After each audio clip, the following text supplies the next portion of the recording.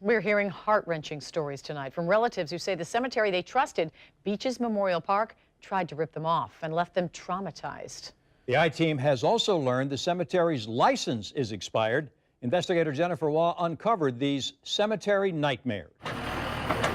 What should have been a peaceful goodbye to Johnny Mae Jones turned into a fiasco for her family. Her grave had not been dug when they arrived at the cemetery in Atlantic Beach. We've never in my life have encountered anything like this. Celestine Jones says John Ray, an owner of Beaches Memorial Park, greeted them, delivering surprising news. It had rained so much that the ground was too wet and that she would have to be buried in stages. So now, father-in-law, married for 62 years, has to come back again to relive his wife's death. Who wants to do that?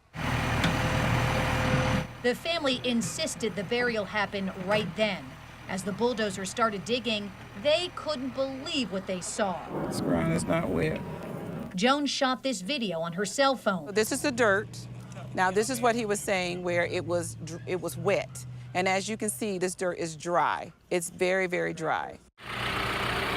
Now the family was suspicious, so they insisted on seeing the vault they bought to bury their 77-year-old mother's casket inside. This vault has cracks in it. It's not what we ordered. It's supposed to be a sealed vault.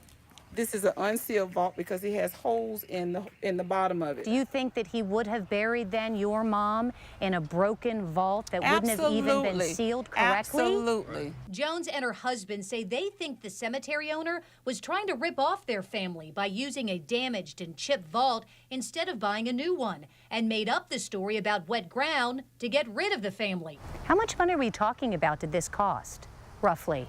It's either $5,200 to $5,500 because initially the price was $48,000, but by the time it got there to actually pay him, he increased the price more, going on and on about this closed vault that needed to be paid for. A vault, they say, that didn't even have a lid to seal it. This is where we are now, 2.5 hours after the service. It's unacceptable. The family called police, and the owner finally agreed to entomb Johnny Mae Jones in the mausoleum. But it took more than 5 hours. They say a worker had to go to the hardware store to get the materials needed to do it. I was telling him, I said, do you understand that you have to have some type of humility, some type of grace when it comes to dealing with people's family and their loved ones? And what did he say? How did he respond to you saying that to him? That's basically what he said. No apology? No, not once. No sensitivity? Not a small bit. Horrific. If I had one word to sum it up, it would be horrific. Pastor Eric Jackson says his family never received an apology either. When we get there at 12:30, nothing is prepared. They're racing around. The gate is latched when we get there. His Aunt Lily Bell's burial also had been scheduled and paid for days in advance. We had a copy of the contract with us, because it's clear as day. He wrote 12:30. He gave no excuse. Only thing he wanted us to do was put our mobile devices up and stop recording the actions that were going on. It gets worse. And as they were letting the casket down, he did not seal the casket, and the casket was coming open. And we kept sharing with him, hey, John, the casket is coming open. He was assuring us that it was not coming open. Look closely. You can see right there in the middle of the casket, it is clearly open. My concern, at that point is, had we not been there, would you have just dumped my relative in this vault, pulled out this casket, and used it on another one of your own services? I'm Jennifer Waugh with Channel 4. We went to get some answers last Friday from John Rayan, owner of Beaches Memorial Park. There are people who say that you have been very unprofessional and unethical in the way that you've handled their funerals and their burials. Is there anything you have to say about that? No, I haven't been. We followed him as he kept walking away, asking him about the Jones and Jackson burials. Sir, do you have anything to say to these families? I mean, they're traumatized. Are you even apologetic? You are? Well, now's your opportunity to apologize.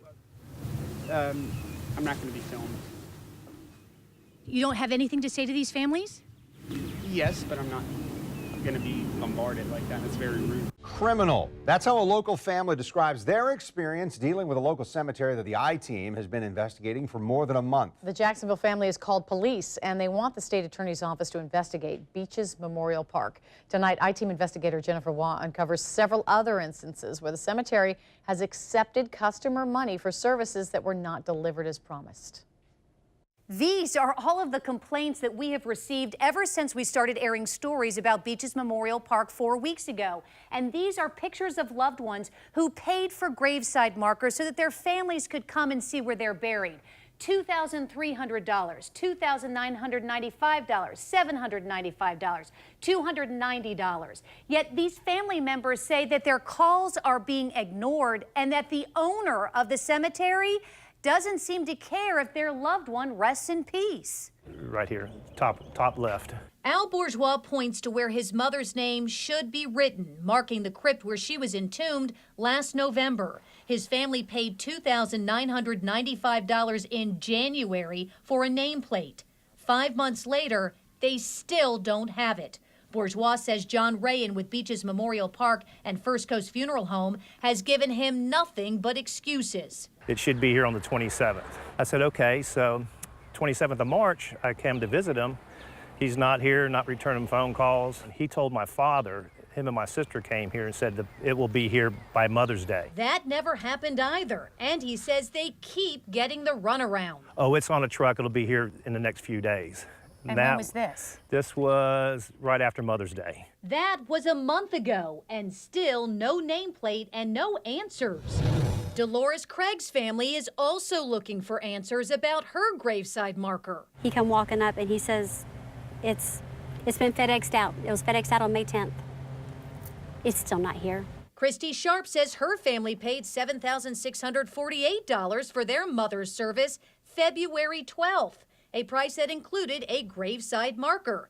More than 3 months later, flowers and these balloons are all that mark her final resting place. He doesn't give you an excuse. If he gives you, and if he does, it's, I'm sorry. I've just been overloaded with work. I've had to work out of town. I've had other services to do. Eugenio Puenco's family says they've also heard nothing but excuses for 2 years from Beaches Memorial Park about why the bench he bought from the cemetery has not been delivered to his gravesite at Arlington Park Cemetery. We spoke to his daughter on the phone from New York. You know, he wanted us to sit there and be comfortable and just always taking care and looking out for everybody. He was like the most selfless person I think I knew. Maria Curcio has the contract her father signed showing he paid $400 for a bench. His children paid an additional $395 to put his picture on the bench. Arlington Park Cemetery emailed Maria Curcio a month ago asking if they could just pick up the bench from the Atlantic Beach Cemetery. Curcio says that she still, though, has not received a response from Beaches Memorial Park. My father suffered so much before he passed away, and we suffered with him. And it feels like it's not resolved. It feels like we haven't been able to put this to rest. Neither has Jose Samante's family. They were told last July it would take 6 to 8 weeks to have Samante's name inscribed on the Veterans Memorial Wall at the Atlantic Beach Cemetery. They paid $290 for the inscription and say it still had not been done when they visited in March, 8 months later. Lola Mae Terry's family still has the receipt they say John Rayan signed when they paid $500 3 months ago for a marker to be placed at their mother's grave. They are still waiting for delivery. He just covers lies to cover lies and see how far he can get to it, you know, without doing restitution. Al Bourgeois says the stress of fighting for his mother's nameplate has not only taken a toll on his father, but now his family has other questions. I have siblings that want to know if my mom's even in the mausoleum. If he doesn't put a nameplate on there, maybe people think it'll go away and it'll resell that same spot. Al Bourgeois has now hired an attorney because of what happened to his mother and is now suing the cemetery. New details about a major development in an I-Team investigation that leads to a local cemetery manager's arrest. Do you think that you should go to jail? I didn't do anything. It's not my business. What about... I told you this. This Jacksonville man headed to the Duval County Jail. His arrest triggered by the stories of many of these people whose loved ones called the I-Team, heartbroken by how they say they were treated at the Atlantic Beach Cemetery. Grand theft, improper preservation of a human body, just some of the charges John Rayan, manager of Beaches Memorial Park, is now facing. Families say they trusted him to help them find peace during the worst time in their lives, but say he betrayed that trust. Beaches Memorial Park and its sister company, First Coast Funeral Home, they've been a subject of a 3-month-long I-Team investigation.